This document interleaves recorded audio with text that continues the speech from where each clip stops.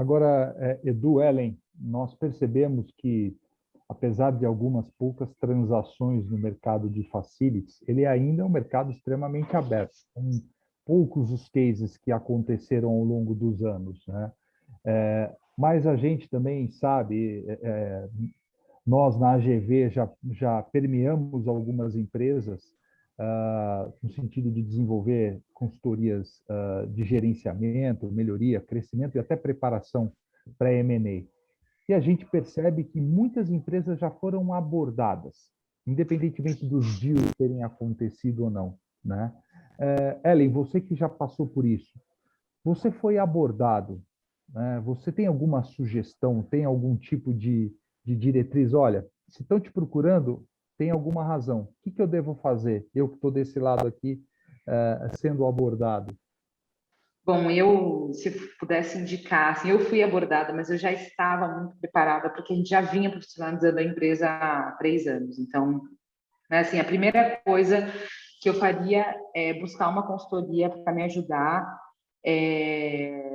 na questão de financeira e contábil, olhar como eu estou, assim, e também fazer uma financeira, contábil e de gestão, porque muitas vezes você tem coisas que podem ser revistas e organizadas e que são fáceis de fazer, né? E aí iniciar as conversas com o comprador, porque isso vai demorar um tempo até você assinar a proposta, começar uma diligência. Tem um tempo aí de 1, 2 meses. Eu indico correr atrás e preparar a empresa de alguma forma. Isso se você está realmente assim, eu quero vender mesmo, né? Tem gente que assim ouve, deixa as portas abertas, não é agora, vamos conversar daqui a 1 ano, pode correr o risco da empresa não ter mais interesse, enfim, mas se você realmente tem interesse, eu já correria atrás de alguém para me assessorar nessa questão gestão barra financeiro barra contábil, organizar a casa, fazer alguns ajustes que você consegue até fazer retroativa, porque quando você começa a diligência e a compra, ele vai olhar os últimos 12 meses, né? Mas se você prova que você, por exemplo, contabilizou alguma coisa errada, ou, enfim, que você já ajustou alguma coisa, que ele vai pegar ajustado, você consegue bater isso para o passado. É isso que eu indicaria, para a questão a questão mais financeira e de preço, né? Nesse ínterim, eu buscaria, às vezes, o próprio comprador indica uma pessoa para te acompanhar, um advisor, mas eu indicaria que alguém achasse um advisor muito habilidoso no trato para exatamente fazer aquilo que o Brian falou várias vezes, que realmente acontece na realidade, que é equilibrar as expectativas. Então, precisa ser alguém muito bom, no nosso caso foi um cara muito bom, que, assim, acalmou os ânimos em muitos momentos que a operação quase não se concretizou, porque tocou em pontos sensíveis para o meu pai, que daí já não, para com isso, nada a ver.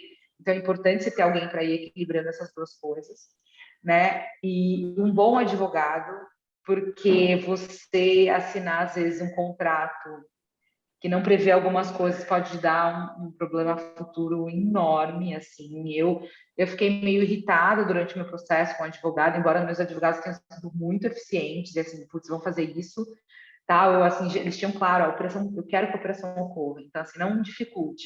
Mas aí a gente brigou por alguns pontos que depois, no pós-M&A, que é aquilo quando você é notificado, quando chega uma ação trabalhista, enfim, eu dei graças a Deus que a gente tinha colocado alguns termos no contrato de M&A. Então, tipo, uma boa assessoria jurídica é essencial também. Então, assim, eu percorreria esses pontos para fechar o deal e no final, depois, depende. Às vezes, talvez manter o advisor se a relação não for tão tranquila. No nosso caso, a relação foi muito tranquila, mas foi muito tranquila porque os dois tinham interesses. Então, eles tinham interesse de que eu administrasse o negócio. Então, a gente cedeu, tá bom, vamos fazer isso. A gente tinha algumas outras necessidades. Então, como existiam necessidades dos dois lados, a gente conseguiu acomodar. Às vezes isso não acontece. Às vezes é uma necessidade do vendedor só. E o comprador, ó, não quero. Então, aí talvez você precise manter esse advisor para acompanhar o pós, né? Mas eu acho importante esse acompanhamento, assim, meu pai não tinha experiência nenhuma. Eu tinha uma experiência muito distante de M&A, mas nunca tinha feito um M&A na prática também. Então, foi muito importante para ter essa tranquilidade E o mais importante de tudo, sair no final dessa jornada com a sensação de assim, eu fiz um bom negócio. Isso é o mais importante, independente de quanto foi, mas essa sensação, não, eu entendi que isso aconteceu, que eu perdi preço nisso aqui, que eu ganhei preço nisso aqui, mas eu saí no final assim, não, eu acho que eu fiz um bom negócio, eu estou feliz. E também preservar a emoção durante o processo, que é realmente muito desgastante. É muito difícil. Assim, para minha família era um negócio de uma vida inteira. Meus pais construíram isso durante a vida inteira, foram 35 anos. Entendeu? Então é importante esse final de assim, ai, até hoje minha mãe, por exemplo, fala, nossa, ainda bem que a gente fez essa venda, foi ótima, né? Que é muito ruim você sair depois de um tempo com a sensação de por que eu fiz isso? Então, um cuidado nesse caminho é importante. Não, assim, não dá para economizar em algumas coisas no processo que vão te fazer perder muito dinheiro na operação. E mais do que isso, economizar algumas coisas que vai no final gerar uma sensação de não devia ter feito esse negócio, sabe? Acho que é basicamente isso. Então, você que tem uma experiência bem grande em estruturação e desenvolvimento de operações de M&A, o que você aconselharia para os executivos, para os empresários desse momento agora, para que eles embarcassem nessa jornada de uma forma tranquila e, ao mesmo tempo, sabendo o que vão encontrar pela frente? Em primeiro lugar, você se preparar, avaliar as suas motivações, né? Se você realmente tem vocação para isso. E se tiver, que realmente faça uma preparação, nem que seja mínima, né? Escolha alguém para estar do seu lado, para te acompanhar ao longo dessa operação, para ter sempre um olhar isento, um olhar de fora e um amortecedor das comunicações com o outro lado, que normalmente elas acabam atingindo temperaturas muito altas e que podem colocar muitas vezes tudo a perder quando pontos sensíveis são tocados aí ao longo do processo. E algo que é muito importante, que eu gostaria de deixar como ponto de reflexão, é que o empresário avalie bem o momento e não perca as oportunidades. Nem entre precipitadamente, se não for a hora certa, mas não perca a oportunidade se for a hora certa. Porque esse mercado de M&A, a gente sente que o número de transações ele vem numa crescente bastante expressiva nos últimos anos. A gente percebe que operações menores também vêm acontecendo cada vez mais, mas cada setor tem o seu momento, tem a sua peculiaridade. A gente percebe que o setor de facilities hoje tem gente grande comprando, tem gente média se fundindo, tem gente média comprando pequenas, mas sempre com uma estratégia bem desenhada. Então, se a empresa tem uma estratégia bem desenhada, não perca as oportunidades. E também não se lance a fazer alguma coisa sem preparação e se não existe uma vocação sincera para fazer uma operação acontecer.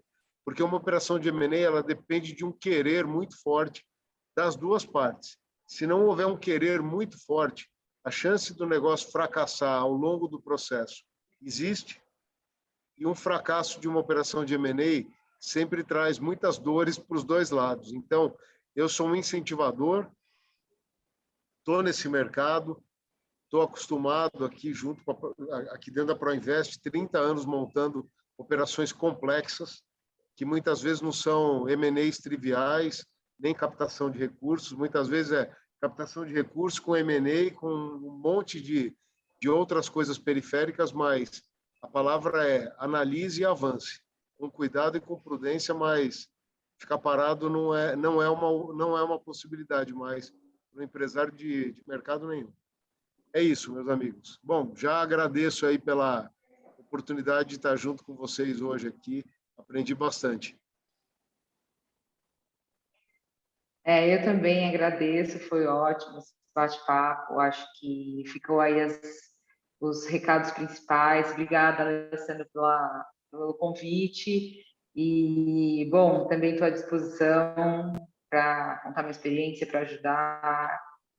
Como o Brian falou, é importante ter apoios e ter ouvir e fazer uma reflexão de realmente qual é o caminho do seu negócio e qual é o momento de trilhar esse caminho. Mas eu também, como ele, acho que M&A é uma solução que vai ser cada vez mais ampla. A gente teve o primeiro IPO de uma empresa de serviços no Brasil esse ano, temos com os rios, com o processo, acho que isso é importante. Edu, Ellen, muitíssimo obrigado pela participação de vocês. Eu acho que nós saímos daqui hoje com uma ideia muito clara da importância de se trazer o contexto de M&A para o mercado de facilities, para que esse mercado cresça e ganhe a pujança que já vem alcançando e agora ainda mais com esses recursos e com essas ferramentas que vão ficar cada vez mais à disposição dos executivos e empresários desse segmento. Então, agradeço de coração a presença de vocês. Um grande abraço e seguimos juntos.